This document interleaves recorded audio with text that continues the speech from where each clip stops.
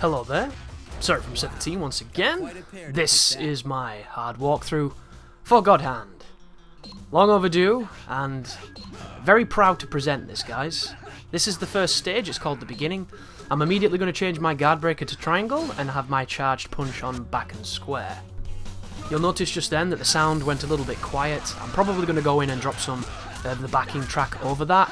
It's because I use a save state at the very beginning of this instead of the traditional checkpoint, because it allows me to do two things. It allows me to immediately restart, and it also enables me to salvage my bonus at the end of the level to get a lot of money. And a little tip for you if you're not playing on emulator and you can't do this, whenever you die you want to quit. You want to not continue and carry on from your load. It's kind of rough, I know, but you will become a better player if you do it, and you'll also get more money to be able to become a better gene and have access to better moves. But this is the very beginning of the game, guys, and it's introducing you how to play it. And unfortunately, folks, watching this video is not going to make you better at God Hand. It can help you in some various ways, but I by no means know everything. What it will do is hopefully give you confidence to see if I can get better at God Hand, so can you. And if you're struggling with something, if you put that time in and you're willing to learn, then by the end of it you can come out a different player. And that's kind of what this I say walkthrough, there's an addendum to that, but this is going to be a celebration of God Hand. Because I love this game, but I've also hated it too. I've had a very interesting relationship with it. Because I just came off a challenge run that was the hardest challenge run I've ever done in any game. And it might not sound much to you if you don't really understand what God Hand is, and a lot of the high-end players might not think it's too much because they're really, really good at this game, but to me, it was really, really difficult, and I want to shout those players out because they are a big source of inspiration, and in some way I have learned something from each of them. The first one is a guy called Fimbleventer. Then you have Mike Cobb, who needs no introduction. There is a guy called the IKEDH, I think he's called, and then there's a player called Zanaso B.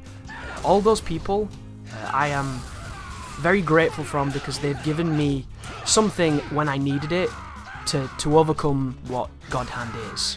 And in this first video, I'm not really going to get a chance to tell you too much about what's happening, or too much about what the enemies are doing, or too much about what you want to be doing. What you're going to see here, folks, is you're going to see me using launch properties on counter hits to get rid of people like this. I'm then going to launch them away, and I'm going to divide and conquer using hit strings into guard breaks. And that's pretty much all I'm doing, and it sounds really simple, doesn't it? But I can't even begin to tell you how complicated a lot of this is, because God Hand it's such a finesseful thing. It really is. It's less about what you see. You know, like, you're not going to be seeing ridiculous, crazy, all off the wall nonsense all the time, and that's not even the most impressive part about this game. Like, it's not about the moves, it's not about, you know, what you're doing. It's about understanding and reacting. It's about timing. I can't even begin to tell you how important timing is on this game, as we assault this dude with the weapon, and then we do the circle prompt into suplex, and it gives us a big stick. The weapons in this game are incredibly powerful and really, really useful. That over there is a heat card. That will increase your damage and make your moves for a short amount of time unblockable. Incredibly useful against things like the demon that we have to fight coming up when this man dies. So in this game, when people die, they can turn into demons, and there is a rather interesting system of how this is coordinated, but some of them are set and will always happen, and this is one of them. I'm going to use the throwing of the weapon to counter hit this demon to do massive damage on him. You saw how much damage that did? And then I'm going to prop him up over here, and I'm going to do something called high side kick cancelling to kill him. The technique you're watching there is quite controversial to some players on this game, but it is also, I don't think it can be argued, it's the most effective, most damaging, and potentially easiest way to get rid of bad situations.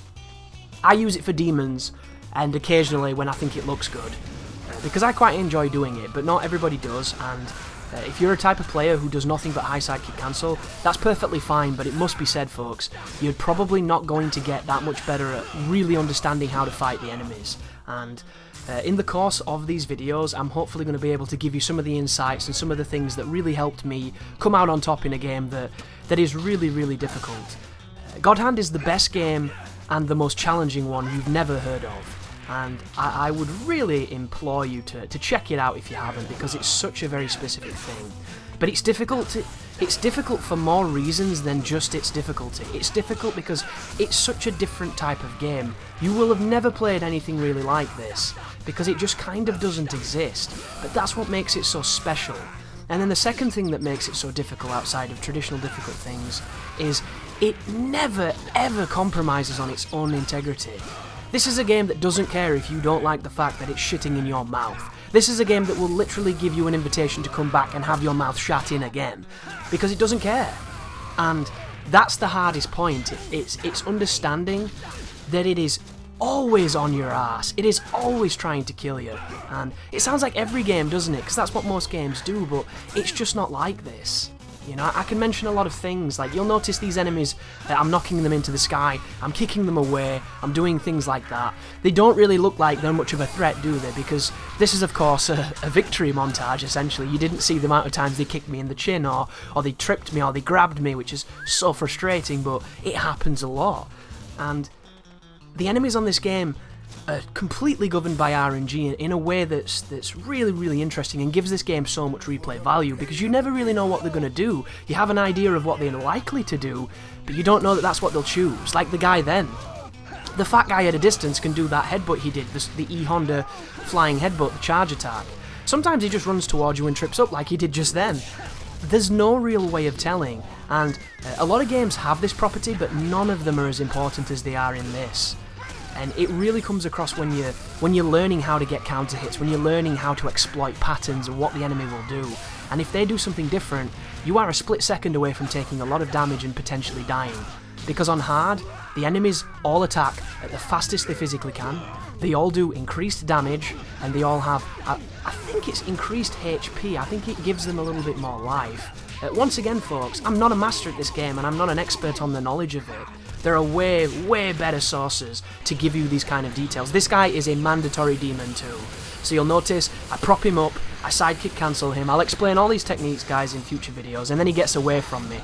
These demons in open spaces love to run, but if you turn around, sometimes he'll come behind you, and you can press circle and do a really cool counter move, but instead, I'm just going to knock him towards this wall, and I'm going to try and prop him up again, but I miss my launch here, and it gets a little hairy again. I'm probably at my weakest in this game at the moment against the demons, because I just don't have enough practice against them. Like, I missed that just then, I missed my prop into the wall. And then I break his guard, and I managed to do a pummel on him, I think. Yeah, there's the pummel. And he's dead, luckily enough. But the demons are something that really, really take a lot of playing to get used to, and that's the key here, guys. There is no good God Hand players at the beginning. It doesn't exist. You can't just pick this game up and have immediate results. You'll have results, but you are literally sticking your toe into an ocean of complexity that is also, on the base and the face value of it, very simple. And if you can get those principles and those core tenets and you can make them work for you, this could be your favourite game that you just have never tried, because I know it's one of mine now, and I'm really excited to share this journey through this with you as I punish this game after learning so much from it punishing me. So thank you very much for watching, and you take care now.